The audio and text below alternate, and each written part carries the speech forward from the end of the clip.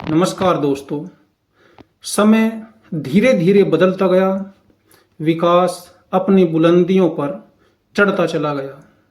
जानवर हो या इंसान, समय के साथ साथ हर किसी की आज़ादी कम होती गई। एक दौर हुआ करता था जब गाय और भैंसें खुले जंगल में विचरण करती थी। बड़े बड़े तालाब हुआ करते, उनमें जब प्यास लगती तो पानी पिया करती, स्नान किया करती। ज़्यादा गर्मी लगती तो तालाब में ही बैठ जाया करती थी। धीरे धीरे तालाब भी समाप्त हो गई और जो भोजन इनका खुले जंगलों में हुआ करता था वह भी नहीं रहा।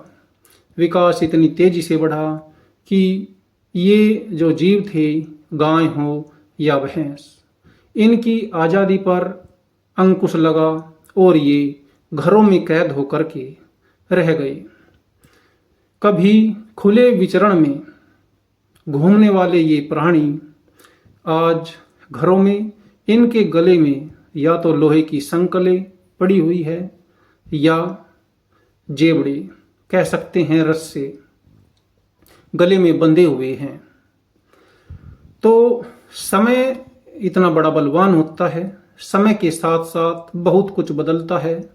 सभी चीज़ों को उसी समय के हिसाब से अपने आप को ढालना होता है, तभी वे समय के साथ चल सकते हैं, उसमें जानवर हो या इंसान। गाय और भैंस आज के दौर में घरों में कैद होकर के रह गई और इनकी जो आज़ादी किसी ज़माने में हुआ करती थी वो समाप्त हो गई। आज ये घरों में रहते हैं और जो मानव इन्हें खाने को देते हैं वो घास ये खाया करते हैं। एक ज़माना था जब ये खुले में घूमते थे, जो इन्हें पसंद हुआ करता वो ये खाया करते थे।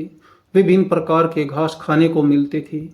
दूध में भी ज़्यादा पौष्टिकता हुआ करती थी, क्योंकि बहुत सारे घास ऐसे हैं जो कि आयुर्वेदिक दवाइयों का काम करते हैं, उन्हें भी ये खाया करते थे, तो दूध में भी उनका अंश आया करता था।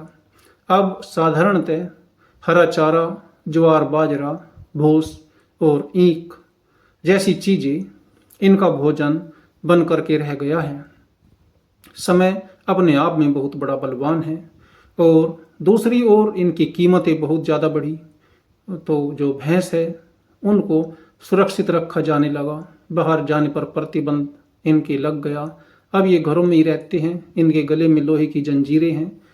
विभिन्न प्रकार की पाईबंदियां वे इंसान के ऊपर लगे या जानवर के ऊपर, वे आज़ादी को कम करती रही है।